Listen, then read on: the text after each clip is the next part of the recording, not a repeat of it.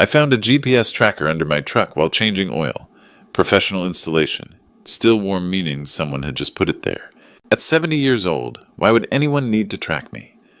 To find the truth, I mailed that tracker to Canada. I didn't tell anyone. I just waited, watched, listened. 12 hours later, my son's phone started ringing nonstop. His face went white, and that's when I knew who'd put it there.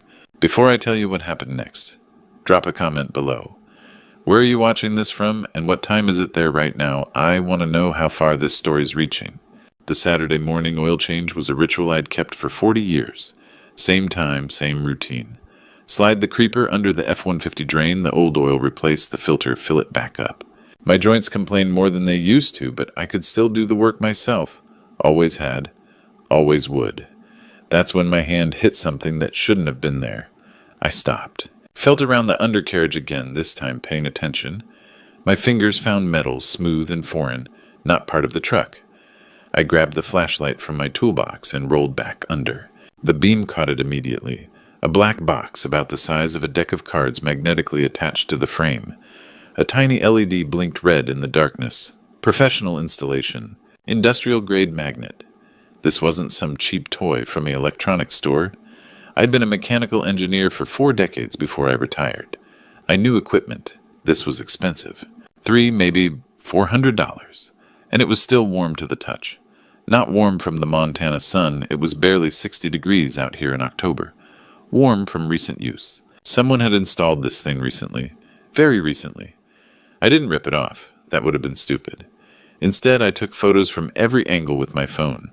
Close-ups of the serial number stamped on the side. Wide shots showing exactly where it was mounted. I documented everything the way I'd been trained to document mechanical failures back in my engineering days.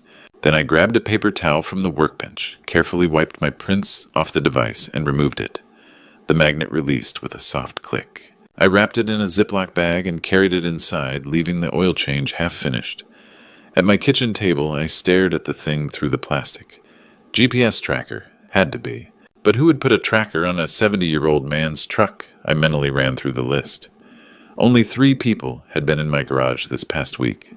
Jim, my neighbor, 2 plots down. 75 years old, barely knew how to use his flip phone. No way Jim installed something like this. The propane delivery guy who'd filled my tank on Monday. But he was a stranger, didn't know me, had no reason to track some random customer. And Dylan, my son, who'd stopped by Tuesday afternoon, supposedly to check on the horses. I sat back in my chair thinking. Dylan had spent 15 minutes in the garage alone. Said he was checking the tire pressure on my truck. Being helpful.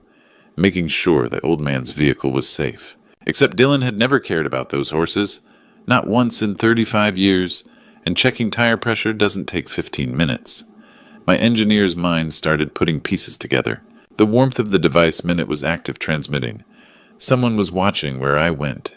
Someone who needed professional equipment to do it. I looked at my phone at Dylan's number in my contacts. My thumb hovered over it. No, I'd learned something in 40 years of solving mechanical problems. Never jump to conclusions without data. Test your hypothesis first. Observe the system. See what breaks when you apply pressure. I opened the drawer in my kitchen desk and dropped the Ziploc bag inside. The truck would stay in the garage. I wouldn't drive anywhere, and I'd wait to see who asked questions. If someone was tracking me, they were about to get very confused about why I'd suddenly stopped moving. I closed the drawer and looked out the window at my quiet ranch. 3 people had keys to my garage.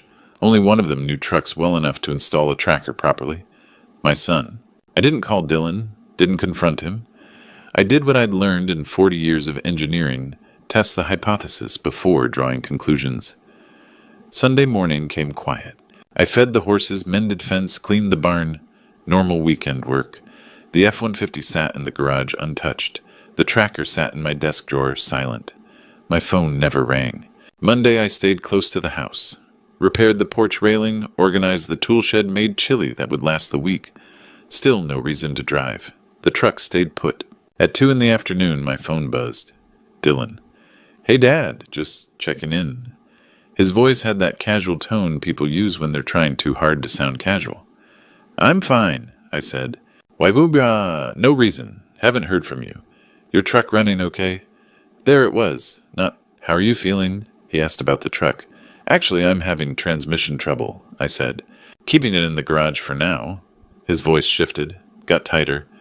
What's wrong exactly? Where are you taking it? How long will it take? 3 questions in 5 seconds. That wasn't concern. That was panic barely controlled. Just some slipping between gears. Probably needs new fluid. I'll get to it when I get to it. But why are you asking so many questions about my truck? Silence on his end.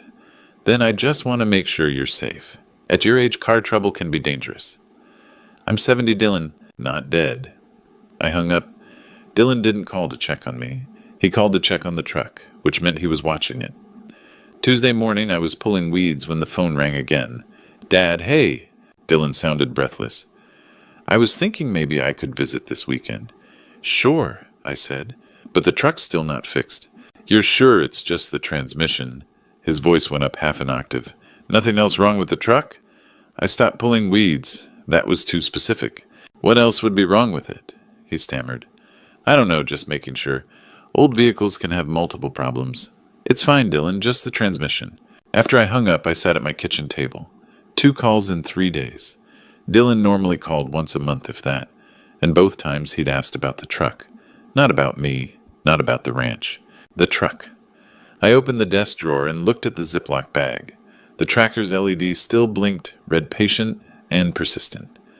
My engineer's brain started connecting dots. 6 months ago, Dylan had helped me set up Wi-Fi.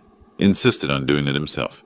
3 months ago, he'd fixed my laptop when it was running slow. Spent an hour alone with it. This wasn't an isolated incident. This was a pattern. Dylan hadn't been helping me. He'd been preparing for what I didn't know yet. But the tracker wasn't about keeping me safe. If it were, he wouldn't be panicking when I stayed home. This was about control, about knowing where I was at all times.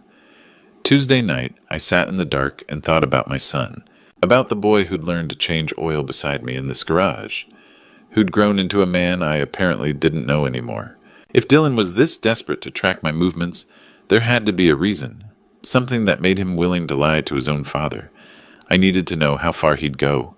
I picked up my phone and scrolled through my contacts until I found a name I hadn't called in years.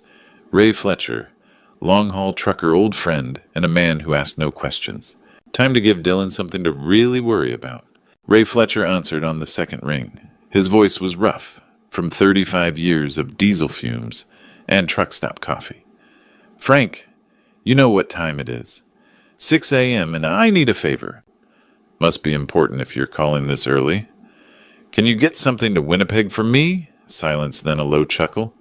What kind of something? The kind you don't ask about. 20 minutes later, I met Ray at the I-90 truck stop just outside Bozeman. The Montana morning was cold fog, still clinging to the asphalt. His rig sat idling, engine rumbling like distant thunder. I handed him a small box, the tracker wrapped in bubble wrap and sealed with tape. No return address, no labels. What's in it? Ray asked, turning it over in his thick hands. Nothing dangerous, nothing illegal. Just needs to get to Winnipeg. Don't open it. Don't let Border Patrol scan it if you can help it. Ray looked at me for a long moment. We'd known each other 20 years. Fixed each other's vehicles, shared beers at the 4th of July barbecue, buried our wives within 2 years of each other. He knew I wouldn't ask unless it mattered. You're a weird old man, Morrison. I know. This gonna come back on me? No. He nodded, tucked the box behind his seat. I'll text when I cross the border. His truck pulled away, north red taillights disappearing into the fog. I watched until I couldn't see them anymore, then drove home. The waiting was the hard part. I fed the horses, checked the fence line, made myself a sandwich I didn't eat, kept my phone in my pocket, volume turned all the way up. 2 p.m. Nothing. 5 p.m. Still nothing. At 7, my phone buzzed. Text from Ray, cross-border, package delivered to your friend. I typed back, thanks, I owe you. 8 p.m. I was washing dinner dishes when my phone rang. Dylan. Hey, Dad, how's it going? Too cheerful. Forced. Making dinner, I said. You. Just checking in. You home. Where else would I be? Right. Truck still broken. Still working on it. So you're at the ranch, not driving anywhere? I set down the dish towel slowly. Dylan, what's this about? Nothing, just making sure you're okay. His voice was tight, stretched thin like wire about to snap. 9 p.m. The phone rang again. "Dad, where are you?" Not a greeting, a demand, raw panic. "I'm at home, where I've been all day." "Why are you yelling?" "Your truck. Are you sure you're at the ranch?" "Son, are you drunk?" In the background, Brittany's voice cut through sharp as glass. "Give me the phone." "No, let me—" Dylan muffled, arguing with her. "Dylan, what the hell is going on?" His voice dropped to almost a whisper. "Dad, we need to talk. In person. Tomorrow morning, 9 a.m. It's important. Really important. Don't go anywhere tonight, okay? Just stay home." "I'm 70 years old. Where would I go?" After I hung up, I sat in the dark kitchen for a long time. Dylan hadn't asked if I was okay. He'd asked where I was, which meant he had the tracking app on his phone right now, watching, seeing his father's truck make an impossible journey 1,500 miles north across the Canadian border. My son had been watching my every move, and now that he'd lost me, he was terrified. Good, let him sweat. Tomorrow I'd find out what else he'd been doing. That night, I couldn't sleep. Something Dylan said kept bothering me. "Are you sure you're at the ranch?" How would he know if I wasn't? The tracker was in Canada, unless there was another way he'd been watching me. At 1 a.m., I walked to my office. The laptop sat on my desk. Dylan had helped me set up Wi-Fi 6 months ago, insisted on doing it himself, and he'd fixed it 3 times when it ran slow. I opened Task Manager. Dylan had taught me that, once ironically. I scanned the running processes. Most I recognized. But one stood out, Remote Access Service.exe. I stared at it for a full minute. I almost Googled it on the laptop, then stopped. If someone was watching my screen, they'd know I'd found it. I pulled out my phone and searched there. The results made my hands shake. Remote desktop software allows someone to view your screen access files, control your computer, from anywhere. I checked when it was installed, 6 months ago, the exact day Dylan had helped with Wi-Fi.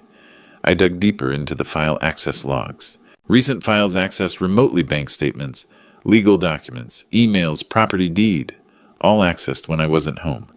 Someone had been reading everything, my accounts, my passwords, my entire financial life. I wanted to uninstall it immediately. But if Dylan was watching, he'd know I'd discovered it. Better to leave it. Let him think he still had access. I closed the laptop carefully and sat in the dark. Tracker plus spyware. Location and finances. Why would my son need both? At 2 a.m., I walked to Jim's house and knocked quietly. He answered in his bathrobe, squinting. "Frank, what's wrong?" "Can I use your computer? Mine's acting up." "At 2 in the morning." "Please, Jim." He stepped aside without another word. Good neighbors don't ask questions they don't want answered. I sat at his old desktop and started searching. Remote Access Software Illegal. Computer Fraud and Abuse Act. Federal crime. Up to 10 years in prison. Then I searched for the tracker's model number from my photos, found the manufacturer's website, read the product description. My blood went cold. Advanced Vehicle Control System. Remote Engine Shutoff. Brake Control. Full ECU integration.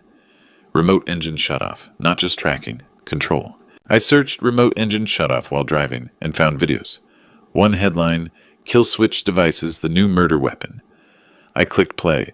A car driving highway speed. 65 miles per hour. Then suddenly engine cut. Brakes locked. The car spun out of control and slammed into the guardrail. Test track, professional drivers, safety equipment. But the message was clear. On a real highway, the driver wouldn't survive.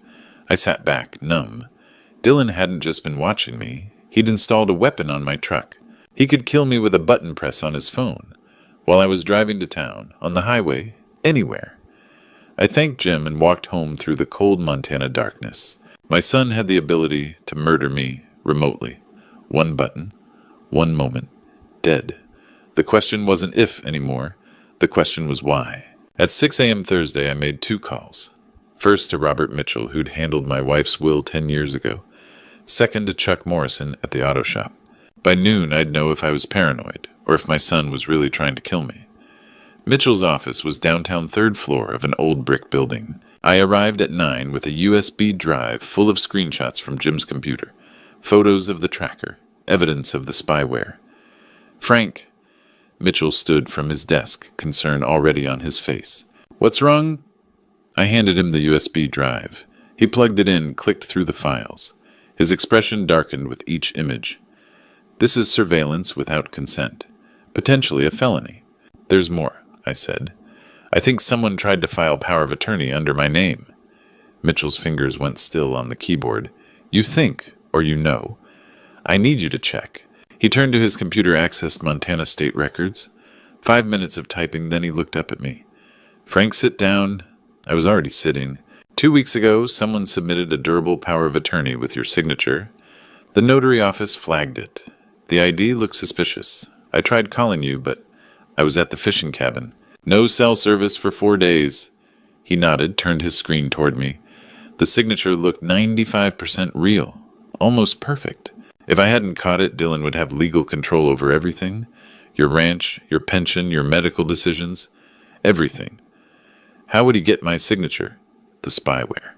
He could scan old documents, manipulate images. Mitchell paused. Frank, he can try again, and next time he'll be more careful. He pulled another file from his drawer.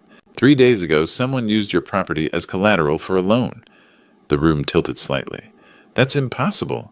The ranch has been paid off for 12 years. I know. The title company flagged it and called me. Someone forged your signature on a loan application. $340,000. The number hit me like a fist. Who would lend that much? It's not a legitimate lender. It's a loan shark operation disguised as an investment firm. High interest, violent collection methods. When people don't pay, he didn't finish. Dylan owes them, Mitchell nodded. A lot. And he used your ranch without your knowledge. If he'd gotten power of attorney first, it would have been legal. At 11, I drove to Chuck's auto shop with the tracker photos. The garage smelled like oil and burnt rubber. Chuck took one look at the pictures and his face went hard. Where'd you find this? Under my F-150. He led me to his office, typed the model number into his computer. Frank, this isn't just GPS. This is a kill switch device. He explained connects to the engine control unit, can remotely cut fuel, disable the engine lock, the brakes. He pulled up a video. A car driving 60 miles per hour. Then suddenly, engine dead brakes locked the car spinning out of control. Highway speed. You'd die. Can you trace who bought it? No. Dark web. Untraceable. But whoever installed it had physical access to your truck and knew what they were doing. He looked at me seriously. Frank, this is attempted murder. You need to call the police. I drove home slowly, checking every car in my mirrors. Dylan had 340,000 reasons to kill me. He had the tools to do it. And according to Mitchell, the loan sharks would come calling in 2 weeks. That was 12 days ago. I had 48 hours left. I didn't sleep Thursday night, either. Instead, I sat with a cup of cold coffee and a phone number I hadn't called in 15 years. Mike Patterson, retired detective. The only man I trusted to dig into my son's life without judgment. At 2 a.m., I opened my notebook and wrote out a timeline. 6 months ago, spyware installed. 2 weeks ago, power of attorney attempt. 1 week ago, tracker installed. 3 days ago, loan application. The pattern was clear, escalating preparation. I picked up the phone and dialed. Mike answered on the third ring, his voice thick with sleep. This better be good. It's 2 a.m. Mike, it's Frank Morrison. Silence. Then his voice cleared. Frank, what's wrong? I need you to look into someone. My son. A long pause. Mike knew I wouldn't ask unless it was desperate. What do you need? Everything. His finances. Who he owes. What he's been doing. By tomorrow. That's a tall order. I'll pay triple your rate. Frank, I don't need your money. If you're calling about your kid at 2 a.m., it's bad enough. Give me 4 hours. At 6, my phone rang. Frank, sit down. I was already sitting. Your son is drowning. Borrowed $340,000 from a firm called Apex Investment Solutions. The loan sharks Mitchell mentioned. Worse, they're under FBI investigation, money laundering front. When people don't pay, they disappear. My blood went cold. How much time does he have? They gave him 2 weeks. That was 12 days ago. In 2 days, they'll come to collect. They'll take the ranch, with or without you on it. Mike paused. Frank, your son sold you to dangerous people? Why would he borrow that much? Mike hesitated. Gambling, online poker, crypto trading, lost everything. Plus Brittany's medical bills elective surgery insurance wouldn't cover. They're drowning. Instead of asking me for help, they decided to take it. Another pause. Frank, there's more. According to my source inside Apex, they sent someone to evaluate the collateral yesterday. Someone's been watching your ranch, taking photos, making sure it's worth $340,000. I looked out the window. The ranch sat dark and quiet. Frank, you need protection. These people don't negotiate. What do they usually do? Mike's voice went flat. They make the collateral available by removing obstacles. I'm the obstacle. Yes. In 2 days, if Dylan doesn't pay, they'll come for you. And they won't just ask you to sign papers. What should I do? Call the FBI. Call the local sheriff. Get protection. Or I could give them what they want. You mean Dylan. With evidence. With a confession. With everything. Frank, these people want the ranch. But if Dylan's in FBI custody, the collateral becomes invalid. The loan fraud gets exposed. Apex gets investigated. They lose everything. You're talking about setting up your own son. I'm talking about stopping him before he kills me. Mike gave me 2 phone numbers. One for the FBI. One for a safe house if I needed to run. I wrote them down, thanked him, and hung up. Then I stared at those numbers for a long time. By sunrise, I'd made my decision. I wasn't running. I was fighting. Friday morning, I went shopping. Not for groceries, not for feed, not for anything a man my age should be buying at 8 in the morning. I drove toward Billings with a single-purpose camera as a recorder and a cheap laptop no one but me could ever access. And before the sun went down, I needed to make a phone call that would change everything, one that might save my life, or force the confrontation I'd been avoiding. Either way, by nightfall, there would be no turning back. At 8 sharp, I pulled onto the highway and headed east. I skipped Bozeman entirely. Small towns have fast-moving gossip, and I couldn't afford curious eyes. Billings offered anonymity. Best Buy had just opened when I walked in.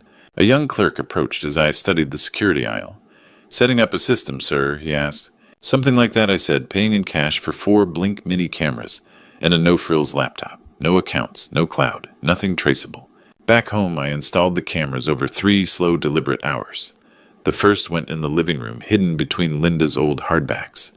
The second hid behind the kitchen wall clock's face. The third disappeared inside a wooden birdhouse overlooking the porch. The fourth I tucked behind a framed photo of Linda in my office. All 4 streamed only to the new laptop. The compromised one Dylan had touched stayed shut. When everything came online, I checked each angle. Not a single blind spot. At 1 in the afternoon, I called Thomas Way. Thomas, if I record my son admitting what he's done, is it admissible Montana is a one-party consent state, he said. You need him to say 3 things. He installed the tracker, he knew what it could do, and he intended to use your property. That proves fraud, attempted homicide, and elder exploitation. I wrote the 3 points in my notebook, my hand unsteady. At 2, I called the number Mike Patterson gave me. FBI Billings Field Office, this is Agent Martinez. My name is Frank Morrison, I said. My son is trying to kill me, and he's tied to Apex Investment Solutions. A pause. Mr. Morrison, how do you know about Apex? Because they're holding a fraudulent loan in my name. My son used my ranch as collateral. Can you come into the office? She asked. I can't, I said. But you can come here. Tomorrow morning I'll have a recorded confession. Can you place agents at my ranch at 10 a.m. Saturday? Sir, that isn't typically. He installed a kill switch on my truck. He forged legal documents. Apex comes for me in 2 days. You can be here tomorrow, or arrive Sunday to collect my body. I hung up before she could answer. The phone rang instantly. Mr. Morrison Martinez said, I need all the details you have. For 30 minutes, I gave her everything, the tracker, the spyware forged, signatures, the loan, the timeline. When I finished, she said, I'll send 2 agents. They'll stay hidden. But if things turn dangerous, it won't, I said. Face to face, he's still my son. At 4, I practiced my questions in the mirror. Gentle at first, tightening steadily until the truth had nowhere left to hide. At 6, I called Dylan. 9 a.m. Tomorrow, I said. Just you and me. His voice trembled. About what, Dad? About what you've done? I hung up before he could protest. I didn't sleep that night. I watched the 4 camera feeds glowing on the laptop, the ranch silent around me. Tomorrow he would face what he'd become. And at 8:55 a.m., Saturday, when I heard his truck crunch on the gravel, I checked the cameras one last time. Agent Martinez and Agent Harper were already hidden in the kitchen. I stood, steadied myself, and walked toward the front door. It was time. Dylan knocked 3 times. Soft, hesitant. Like when he was a kid and had broken something. Brittany stood beside him uninvited. I should have known she'd come. I opened the door. I said just you. Brittany's chin lifted. Family business. I should be here. I stepped aside. They sat on the sofa. I took the chair across from them, the cameras capturing every angle. Coffee. No. Dylan's voice cracked. Dad, what's this about? I found something under my truck. I let the words sit there. GPS tracker. Professional installation. Someone who knows trucks. Complete silence. Dylan's face went white. Brittany's hand tightened on her purse. You taught me to change oil when you were 16, Dylan. You've been under that F-150 before. Brittany started to speak. Frank, why would Dylan? $340,000, I said. That's why. Dylan made a sound like all the air had left his lungs. You owe money. To Apex Investment Solutions. Dad, how did you... His voice broke. Brittany jabbed him hard with her elbow. I know everything, I said. Spyware on my laptop. Forged power of attorney. Loan using my ranch. All of it. Dylan's face crumpled. Dad, they were going to kill us. 15% per month. We couldn't pay. Dylan, shut up, Brittany hissed. Let him talk, I said. The tracker was to keep you safe. Dylan said desperately. To know where you were? Safe? I leaned forward. Or to make sure I signed papers? He hesitated. Both, maybe. I was scared. You put a kill switch on my truck? Dylan went completely still. What? Don't lie. Chuck Morrison identified it. Connects to the engine control unit. Can cut fuel lock, brakes, kill the engine at 70 miles per hour. I didn't know it could do that. Dylan's voice rose, panicked. Brittany said it was just GPS. Brittany stood up. We're leaving. Sit down, or I call the sheriff right now. You can't prove anything. I held up my phone. Photos of the tracker. Screenshots of the spyware. Copies of the forged documents. I can prove everything. Dylan broke completely. Started crying. Dad, please. We didn't want to hurt you. We needed the ranch. Temporarily. We'd pay you back. After I was dead. No. He was sobbing now. I wasn't going to. I didn't. He didn't know, Brittany shouted. I bought it. It was my idea. She realized what she'd said. Her face went pale. So you're confessing, I said quietly. I know. I turned to Dylan. Did you install the tracker? He was crying too hard to speak at first. Yes, but I didn't think. Did you access my computer? Yes. Did you forge my signature? Brittany did it, but I knew about it. I'm sorry. I'm so sorry, Dad. I looked at my son broken and crying on my sofa. I'm sorry, too. Then I said, Agent Martinez, I think you've heard enough. Dylan's head snapped up. What? Martinez stepped out of the kitchen, Agent Harper behind her. They held up their badges. Dylan Morrison, Brittany. Morrison, you're under arrest. Wire fraud. Attempted murder. Elder abuse. Identity theft. Dylan didn't resist. Just kept crying. Dad, please, Brittany screamed. This is bullshit, Frank. Tell them. I said nothing. They led them out in handcuffs. Through the car window, Dylan looked back at me, tears streaming down his face. I didn't wave. The house felt too quiet after they left. Martinez took my statement. Dylan and Brittany would be arraigned Monday. I had gotten justice, but it didn't feel like winning. It just felt empty. 6 months. That's how long it took for justice to run its course. 6 months for winter to pass, for snow to melt, for something like peace to return. I sat on my porch that spring morning with Scout beside me, a 4-month-old border collie I'd adopted 3 months back. In my hand was Dylan's 5th letter. The first 4 sat unopened in my desk. This one felt different. I thought back to January. Dylan had stood before the judge in an orange jumpsuit 20 pounds thinner. When the judge said 8 years federal prison, 3 years supervised release, Dylan's shoulders sagged, but he nodded. His eyes found mine. I didn't look away. I didn't smile either. Brittany had fought her charges, claimed innocence. The jury disagreed. 5 years plus $100,000 fine. She'd screamed at me leaving the courtroom. This is your fault.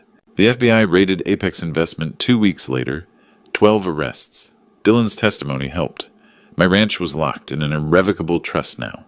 Safe. Scout barked at a butterfly. Life had found rhythm again. Jim came by twice a week. Robert Mitchell handled the legal work. The nightmares mostly stopped. I didn't check under my truck anymore. I'd joined an elder abuse support group. Gave talks at senior centers about warning signs. 3 families reached out afterward. I'd helped them see the patterns. It felt good to be useful instead of just a victim. My phone rang. Unknown number. Mr. Morrison William Hayes from Boise. I found your number through an elder abuse forum. I found something under my car. GPS tracker. Missing documents. His daughter asking about power of attorney. I knew this story. William, don't panic. Document everything. Get a lawyer. Check your computer for spyware. Don't confront anyone yet. Why help me? You don't know me. I looked at Scout at my ranch.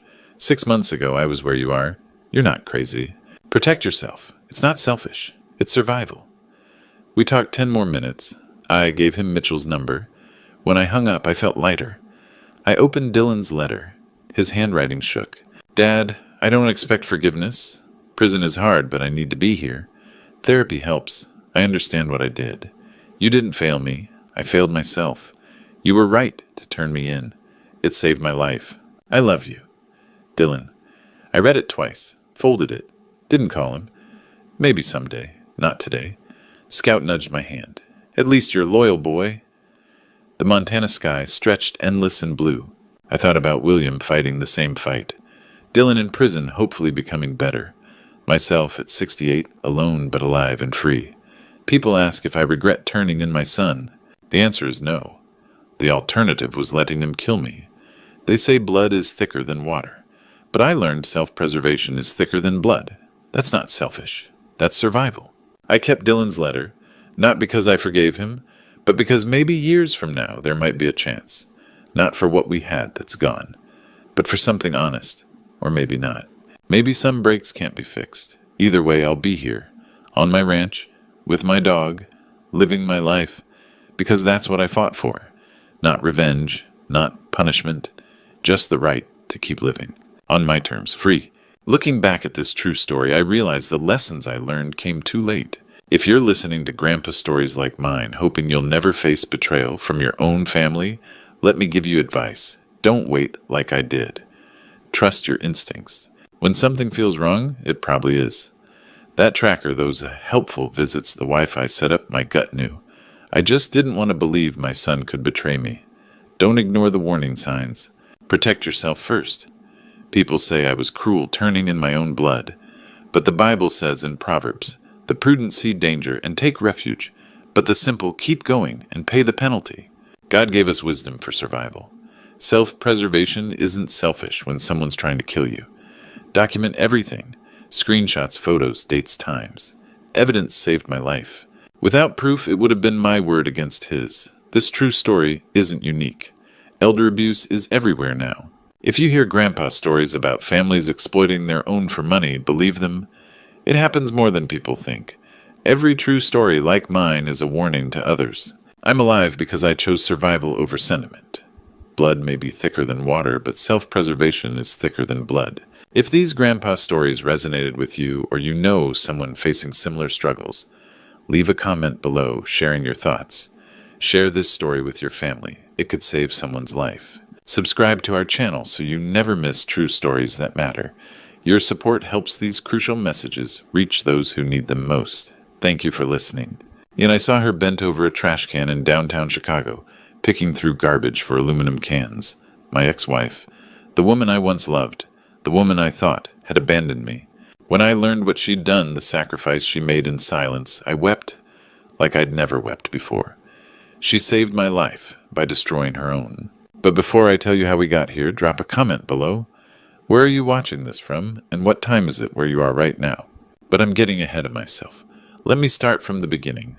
It was a Tuesday afternoon in late July, one of those sweltering Chicago summers, where the heat rises off the pavement in waves. I was driving home in my BMW, the air conditioning on full blast Beethoven's Moonlight Sonata, playing softly through the speakers. I'd just closed a major contract for a new residential complex in Lincoln Park. Life was good. Life was comfortable. I loosened my tie at a red light, thinking about dinner. Angela, my current wife, had mentioned something about reservations at that new steakhouse on Michigan Avenue. I wasn't really listening when she told me. I never really listened to Angela anymore, if I'm being honest. The light turned green. I accelerated through the intersection near the loop, my mind already planning the evening. That's when I saw her. At first, it was just a flash of movement.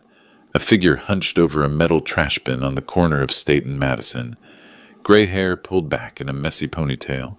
Sunburned arms. A faded blue shirt that might have been white once. She was pressing an aluminum can flat with her foot. The metallic crunch echoing in my head, even over the classical music. Something about the way she moved made me look twice. The curve of her shoulders, the way she bent down. Familiar. My heart stopped. No, it couldn't be. I slammed on the brakes without thinking. The car behind me blared its horn long and angry. Tires screeched. Someone shouted out their window. But I couldn't move. I couldn't breathe. My hands gripped the steering wheel so tight my knuckles turned white. The woman straightened up, startled by the noise. She turned her face toward the street, toward my car. Those eyes. I knew those eyes. Kendall. Oh God, Kendall. My ex-wife. The woman I'd divorced 5 years ago. The accountant who used to review spreadsheets at our kitchen table with such precision and care.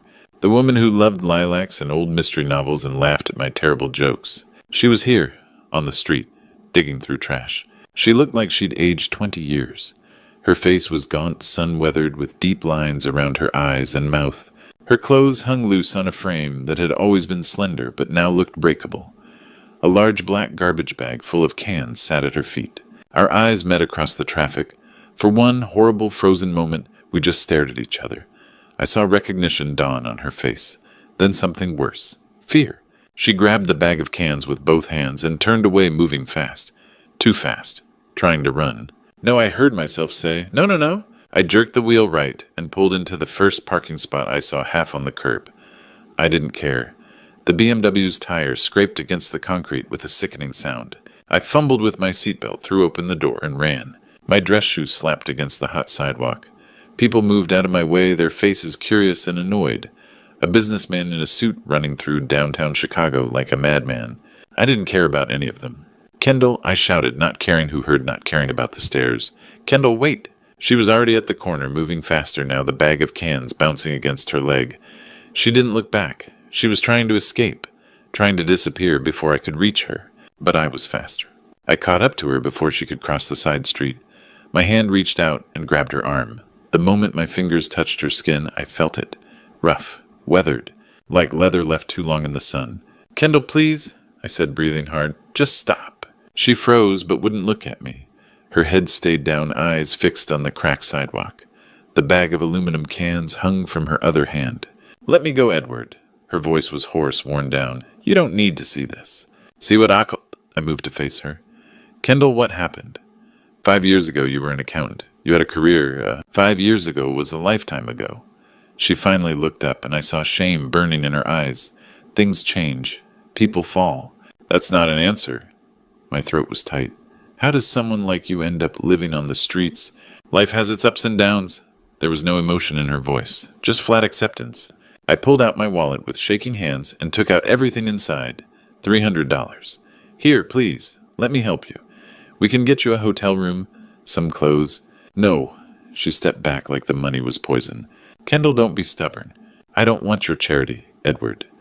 Her voice was firm now. She stood straighter, and for a moment I saw the woman she used to be. Proud, dignified. "This isn't charity, you need help." "I don't need help." She adjusted the bag on her shoulder. "I work. I collect cans. I sell them to the scrapyard on South Side. I buy my food. It's honest work." "Honest work." I was crying now. "But why? What happened? Did you lose your job? Did something go wrong?" She was quiet for a long moment. Then she said something that made my blood run cold. "I did what I had to do." The words hung in the air. They sounded rehearsed, like she'd told herself this story 1,000 times. "What does that mean?" I wiped my face with the back of my hand. "That doesn't mean anything. Nobody ends up homeless because they did what they had to do." She turned away, preparing to leave again. "Please," I said softer now. "Just come with me. Somewhere with air conditioning. I'll buy you a meal. We can talk. You don't have to tell me everything. Just let me understand. Please." She stood there for what felt like forever. A bus roared past. People walked around us without a second glance. Finally, she turned her head slightly. "One meal," she said quietly. "That's all." It wasn't much, but it was a start. The drive to Wicker Park was silent. Kendall sat pressed against the passenger door, hands folded tightly. "I'm going to dirty your leather seats," she said quietly. "I don't care about the car." I found a small cafe on North Avenue. Inside, I ordered 2 Turkey Club sandwiches and iced coffee. Kendall used to love iced coffee in the summer. When the food came, she tried to eat slowly, but hunger won. Within seconds, she was devouring the sandwich like she hadn't eaten in days. I couldn't eat. I just watched her chest aching. This woman had once made homemade pasta and sang off key to 80s music. Now she was eating like every bite might be her last. "Where are you staying?" I asked. She took a long drink. "There's a shelter near Grant Park. They serve soup at night. It's temporary." My vision blurred. A shelter. "Kendall, what happened? You had a career." "I made some choices. Bad investments. Took on responsibilities that didn't work out." "What responsibilities?" "The kind that are my problem, not yours." Her voice went flat. "We were married for 10 years. We've been divorced for 5. She pushed the plate away. "You moved on. You have a new wife. You don't owe me anything." The word stung. "Thank you for the meal," she said, standing with her bag of cans.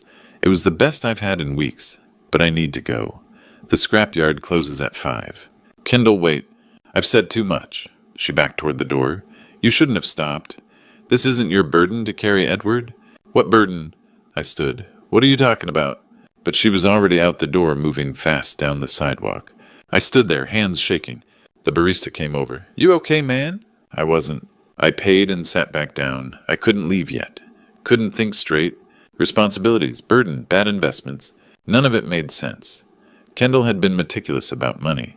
She'd balanced our checkbook to the penny. She'd insisted we save 6 months of emergency funds. She never made risky investments. So what happened? And why did she keep saying it wasn't my burden? What was she protecting me from? I sat there staring at the empty chair across from me, where she'd sat, where she'd eaten like she was starving, where she'd looked at me with shame and fear. Whatever had happened to Kendall wasn't just bad luck. It wasn't just bad choices. Something was very wrong, and I was going to find out what. I left the cafe and drove home in a daze. By the time I pulled into the driveway of our Lincoln Park brownstone, the sun was setting. Inside, Angela was on the couch watching reality TV. She glanced up when I walked in. "You're late. I thought we had reservations." Something came up. "Work?" "Yeah." She made a small noise of annoyance, but didn't press. We'd been married for 3 years and barely had real conversations anymore. "I need to make some calls," I said. "Fine, I'll order takeout." She waved dismissively.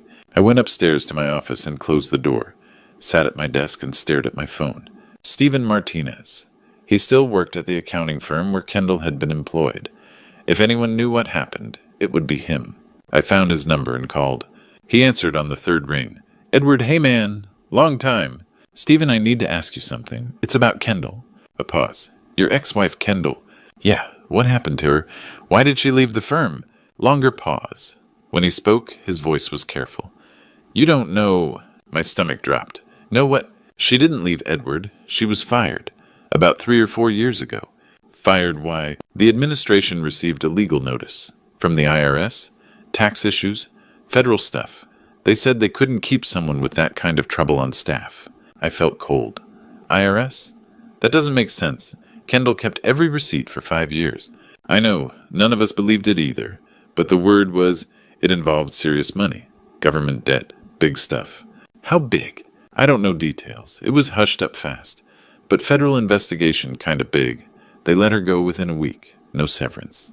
I closed my eyes. Federal investigation, tax debt. "Did she explain?" "They escorted her out quick. I tried calling after, but her number was disconnected." He paused. "Look, we all knew Kendall. She was the most careful person there. Whatever happened, something must have gone wrong." "Yeah," I said quietly. "Something went wrong." After I hung up, I sat in silence. IRS, tax debt, federal investigation. 3 or 4 years ago. Right around our divorce? Maybe right before. None of it made sense. Kendall had been meticulous about money. She balanced our checkbook to the penny. She insisted we save 6 months of emergency funds. She never took risks. So what happened? What could destroy someone's life so completely? And why did she say it wasn't my burden? I pulled open my desk drawer and rifled through old files. Bank statements, tax returns, everything looked clean. But we'd split everything in the divorce. Assets, debts, everything documented. The divorce papers. I needed to see them. We'd gone through everything carefully, hadn't we? Made sure it was fair. Or had we? I hadn't looked at those papers in 5 years. They were somewhere in this house. Probably in the attic with boxes from my old life. The life I'd had with Kendall. I stood up, my decision made. I needed to find those papers. Tonight. Because buried in those documents, there might be an answer to why the most careful woman I'd ever known was now sleeping in a shelter and collecting aluminum cans to survive. Something was very wrong, and I was going to find out what. The house was quiet when I climbed the stairs to the attic. Angela had gone to bed without saying goodnight. The attic door creaked open. Hot, stale air hit my face. I pulled the string for the overhead bulb. Dim yellow light flooded the cramped space. Boxes everywhere. Years of accumulated life packed away and forgotten. I started pulling them down, reading labels. Kitchen, books, winter clothes. 20 minutes in, covered in dust, I found it. A box labeled Legal Edward and Kendall. I sat on the dusty floor and opened it. Inside were folders. Tax returns, property deeds.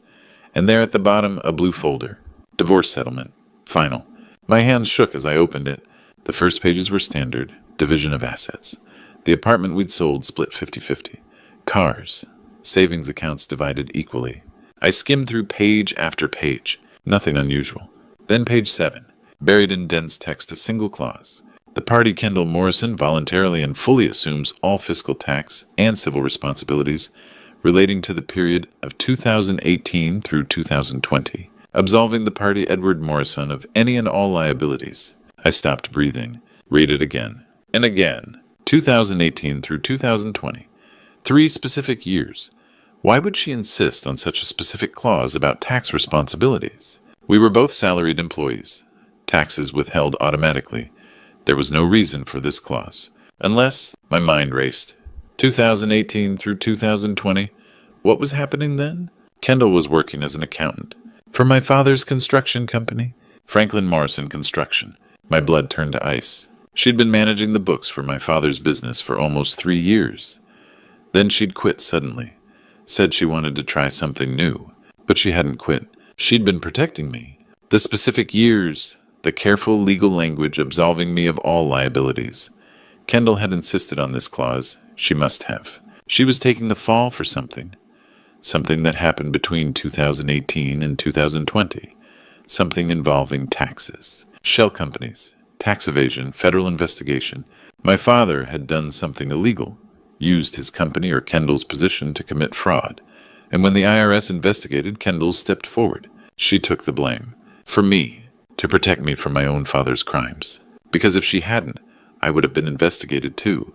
The son of the owner, the civil engineer in the same industry. They would have assumed I was involved. My career destroyed. My reputation ruined, so she sacrificed herself instead. I sat there on the attic floor, divorce papers in my lap, my entire world shifting. My father, the man who'd taught me about integrity, the man I'd looked up to my entire life. He'd destroyed Kendall's life to save himself. And she'd let him. For me? I looked at my watch. 2:30 in the morning. First thing today, I was calling Dr. Peterson, the tax attorney. I needed a full investigation into Kendall's case, into my father's business, into everything. I needed the truth. All of it. The next morning, I was on the phone before Angela even woke up. Dr. Peterson, this is Edward Morrison. I need your help.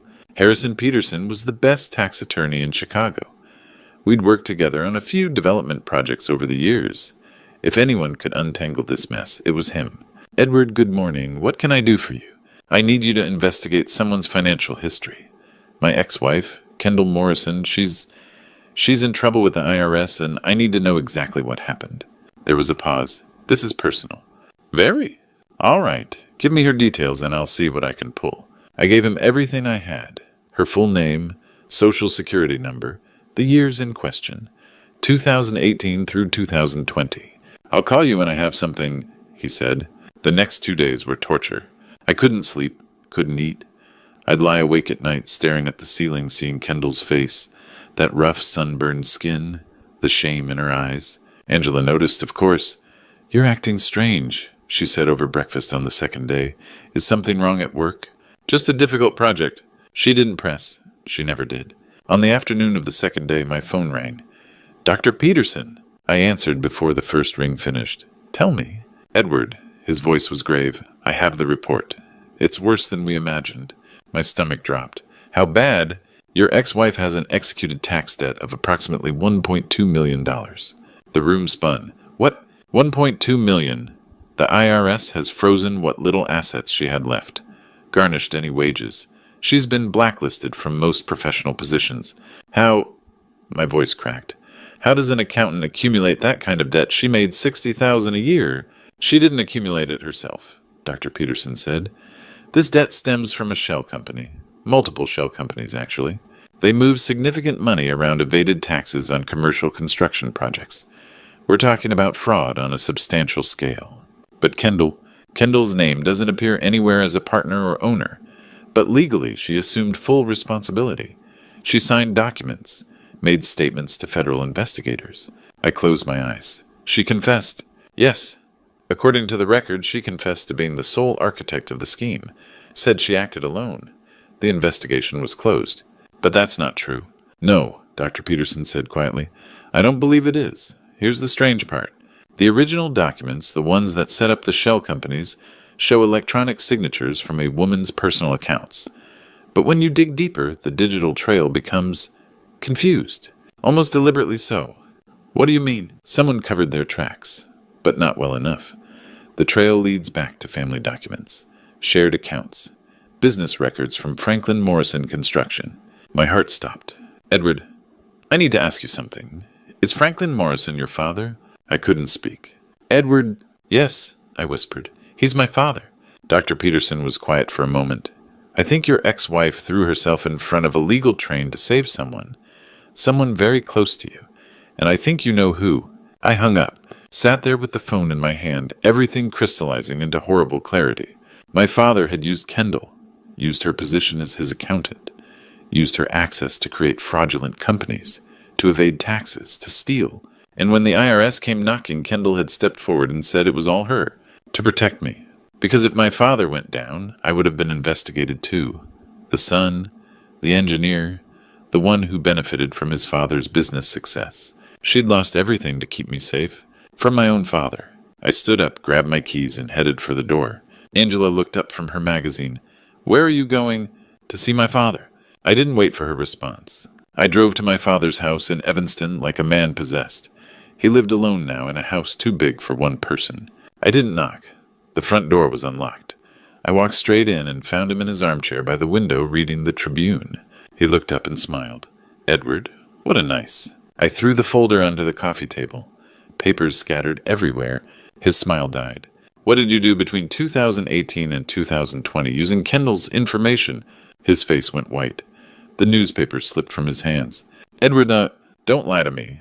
I know about the shell companies, the $1.2 million, the IRS investigation, everything. His hands started shaking. I needed to solve problems, he said quietly. The business was failing.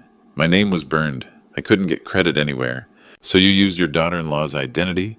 You opened fraudulent companies in her name, created a $1.2 million debt. It was supposed to be temporary.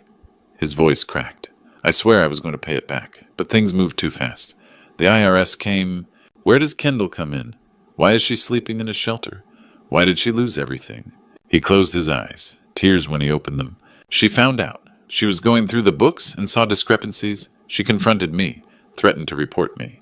So why didn't she? Because I told her what would happen to you. The words hit like a fist. What? The companies were in her name? Yes. But you're my son, a civil engineer on projects I had connections to. If police investigated, they'd look at you too. Assume you knew, that you benefited. I felt sick. Your career would be destroyed, your reputation. You could go to prison, Edward, for crimes you didn't even know about. So she took the blame? She said she wouldn't let anything happen to you. He was crying now. She went to the IRS, met with investigators, told them she was the architect of everything, that she'd acted alone, that you and I were innocent, and you let her. She made me swear not to tell you, said if you found out you'd try to take the blame or hate me forever. She'd rather lose you as a husband than watch you lose your freedom. So she sold everything, the apartment, the car, her savings, to pay your debts. to pay fines, lawyers, restitution. But it wasn't enough. The criminal case destroyed her. No firm will hire someone with a fraud conviction. She couldn't find work, couldn't pay rent. I didn't know she'd ended up on the streets, I swear. I stared at him, this man who'd raised me, who'd taught me about honor and integrity. You taught me to do the right thing no matter the cost, I said. And then you did the most despicable thing imaginable. I was trying to protect you. By sacrificing an innocent woman, I was shaking with rage. By destroying someone who loved me, you didn't protect me, Dad. You destroyed me. Because now I have to live knowing everything I have, my career, my reputation, my freedom, I only have because she gave up hers. He reached for me. Edward, please. I stepped back. I'm going to fix this. I'm going to sell everything I own if I have to. Pay back every cent. Get her name cleared, and you're going to help me. How? You're going to sign a confession, a legal document admitting your role, admitting she was innocent, and then you're going to stay out of my life until I decide if I can ever forgive you. I turned toward the door. Edward, he called. She did it because she loved you. I stopped, but didn't turn around. I know, I said. That's what makes this so much worse. I walked out into the afternoon sun, got in my car, sat there gripping the steering wheel. My father had destroyed Kendall's life to save his own skin, and she'd let him, for me. I looked at the house one more time. The man inside wasn't the father I thought I knew. Maybe he never had been. I started the engine. I had work to do. Kendall was out there somewhere believing she'd done the right thing, believing her sacrifice had meaning, and I was going to prove her right. I was going to give her back everything she'd lost. Starting today, I drove home feeling split in two. Part of me had died with my father, but another part had woken up. When I walked through the door, Angela was on the couch watching television. She glanced up. Did you sort out your crisis? I looked at her. The designer clothes, the complete absence of empathy. Did you give spare change to your homeless ex-wife? She laughed. That's pathetic, Edward. Someone living on the streets. That's just lack of ambition. If people end up homeless, it's their own fault. Something inside me snapped. Get out of my house. She blinked. What? It's over. We're done. Pack your things. She laughed. Don't be dramatic. Over some homeless woman. I can't live another minute next to someone who mocks others' misfortune. Get out. Her face changed. You're serious. Are you insane? The deed is in my name. I want you gone. Today. She screamed, threatened lawyers, but I stood unmoved. An hour later, she was gone. The house was silent. For the first time in years, I could breathe. I waited until evening, then drove to Grant Park. The park at night was dark, scattered figures on benches. I walked through shadows, searching. Then I saw her. On a stone bench near the fountain, curled under a thin blanket, her bag of cans at her feet. Kendall, I said softly. She jerked awake, eyes wide. Edward, you shouldn't be here. It's not safe. I sat beside her and took her cold hand. I know everything. I went to my father's house. I know what you did. Her face crumpled. He wasn't supposed to tell you. I made him tell me.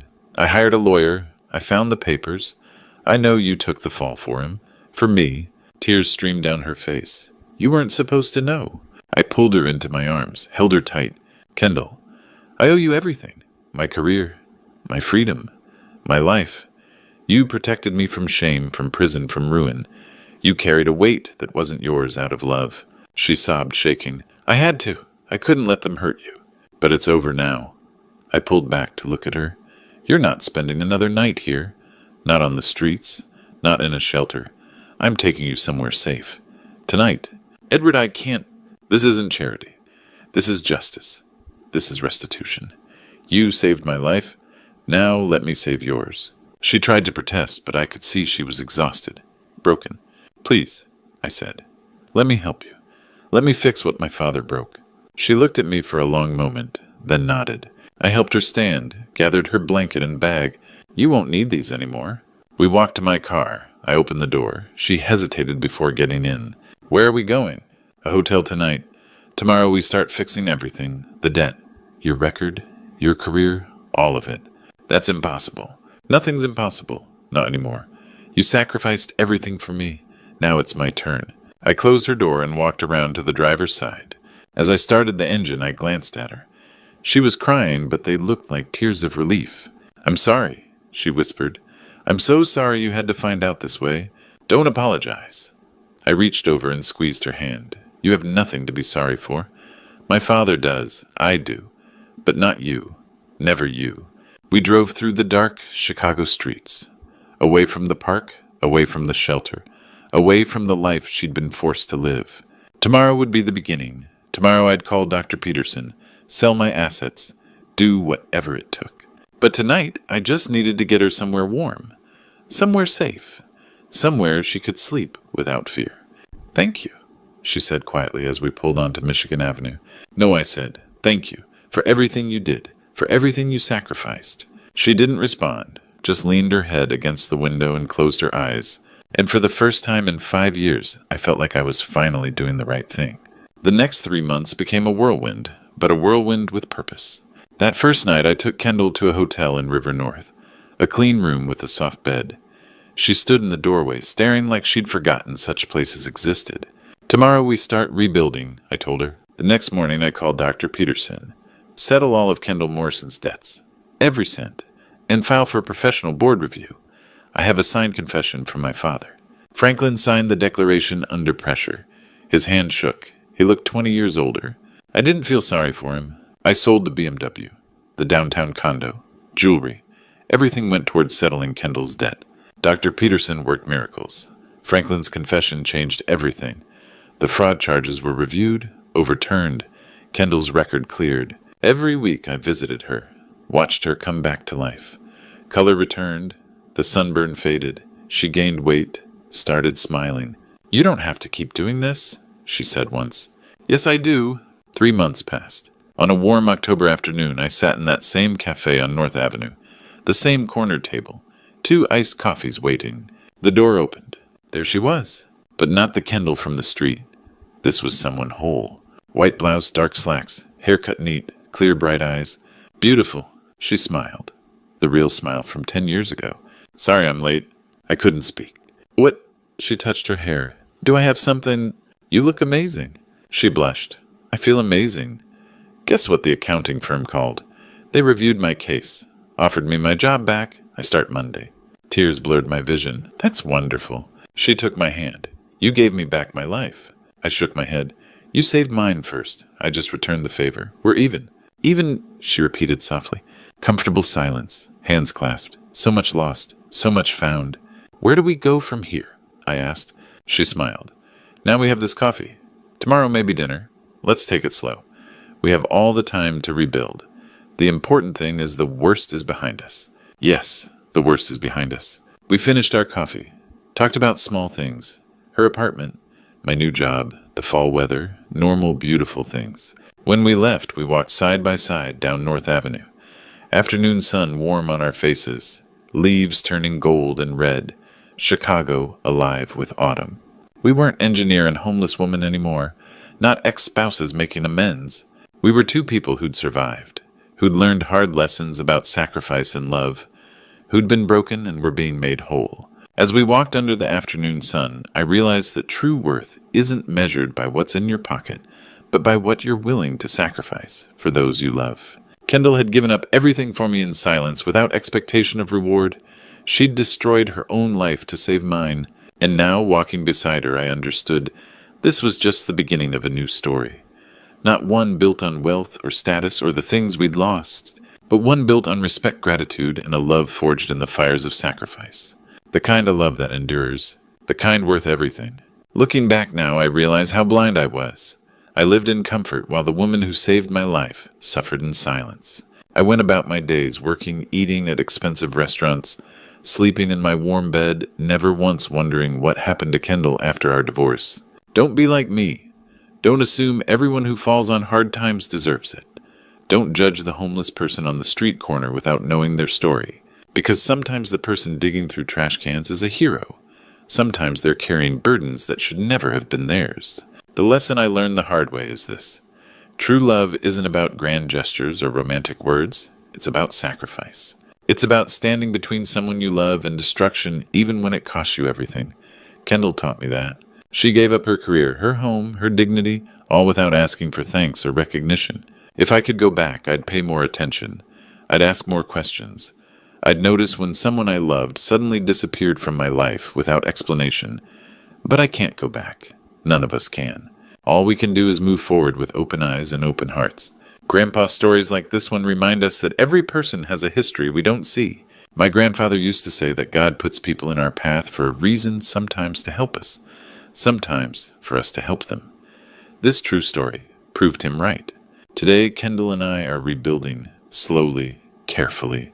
We're learning to trust again, and every day I'm grateful for the second chance we've been given. Because Grandpa stories about redemption aren't just tales from the past, they're happening right now, all around us. This true story is mine, but maybe you have one too. What's your true story of sacrifice or redemption? Have you ever discovered someone's hidden struggle too late? Share your thoughts in the comments below. And if this Grandpa story's touched your heart, please subscribe to our channel. Hit that notification bell so you never miss these real stories about love loss and second chances that remind us what truly matters in life.